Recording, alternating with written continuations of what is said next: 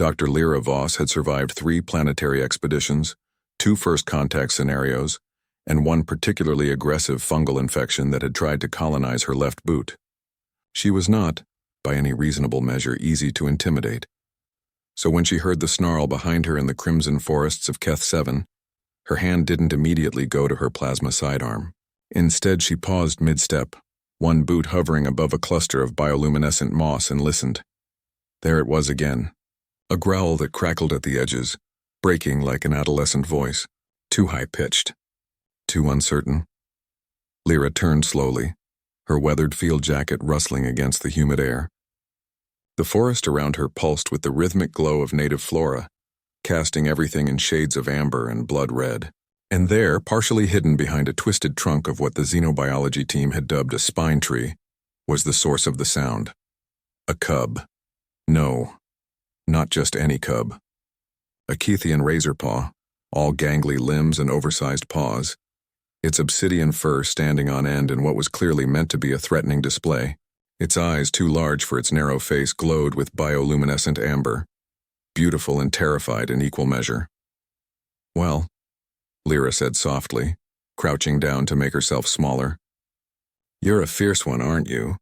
The cub, she estimated it couldn't be more than a few months old, bared its teeth. They were sharp, she'd give it that. In a few years, those would be weapons capable of shearing through reinforced hull plating. Right now, they looked like they'd struggle with her ration bars. Grrrah. The cub tried again, puffing out its chest. One of its ears was torn, healing badly. Its ribs showed through its fur. Lyra's heart clenched. She'd seen this before on other worlds and other species, alone, abandoned or orphaned, trying desperately to be big enough, scary enough, strong enough to survive. "I'm not going to hurt you," she said, keeping her voice level and calm. She'd learned long ago that tone mattered more than words when it came to frightened creatures. "I'm just passing through." The cub, she decided to call him Tyr, after the Kethian word for small fire she'd learned from the local survey data, didn't lower his guard. If anything, he tried to growl louder, though it came out as more of a squeak. This was the thing about humans that other species in the Galactic Council never quite understood. They saw humanity's ability to survive hostile environments, to adapt, to fight when cornered, and they labeled humans as apex predators. Dangerous, unpredictable. They weren't wrong exactly, but they missed the other side of it. Lyra had grown up on Earth in the rewilding zones where humanity had learned, finally, painfully, to coexist with the predators they'd nearly driven to extinction. She'd watched her grandmother rehabilitate wolves, bears, great cats. She'd learned to read the language of fear and aggression, to distinguish between a creature that wanted to kill you and one that simply didn't want to die. Tyr was definitely the latter. "You're hungry," Lyra observed, noting the way the cub's eyes tracked her supply pack, "and hurt, and trying very hard to convince me you're dangerous." She slowly reached into her pack, moving with deliberate care. Tyr tensed, his snarl becoming a high-pitched whine before he caught himself and forced it back into a growl. "Easy," Lyra murmured. "Easy, little one." She pulled out a protein bar, technically designed for human consumption, but the base proteins were compatible with most carbon-based life forms. She'd checked. She always checked. Lyra broke off a piece and tossed it gently toward Tyr. It landed a meter from his paws. The cub stared at it, then at her, then back at the food. His stomach growled louder than he had. "Go ahead," Lyra encouraged. "I've got plenty." The internal war playing out behind those amber eyes was almost painful to watch. Pride versus hunger, the need to appear strong versus the desperate, gnawing reality of survival. Hunger won. Tyr darted forward, snatched the food, and retreated behind his tree in one fluid motion. He devoured it in seconds, then peered back around the trunk, trying to look fierce again despite the crumbs on his muzzle. Lyra smiled. "Want some more?" Over the next hour, she coaxed Tyr closer with careful patience.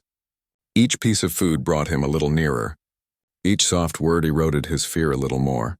She told him about Earth, about the creatures there, about how even the mightiest predators started small and scared. "We had wolves," she said, breaking off another piece of protein bar. They'd been nearly extinct. Humans hunted them, feared them, but we brought them back.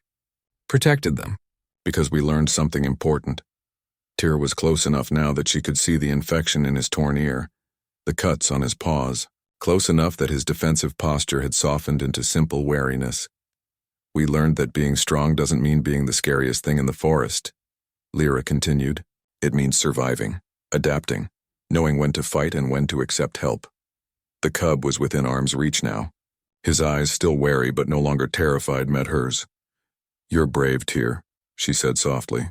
Braver than you know. But you don't have to do this alone.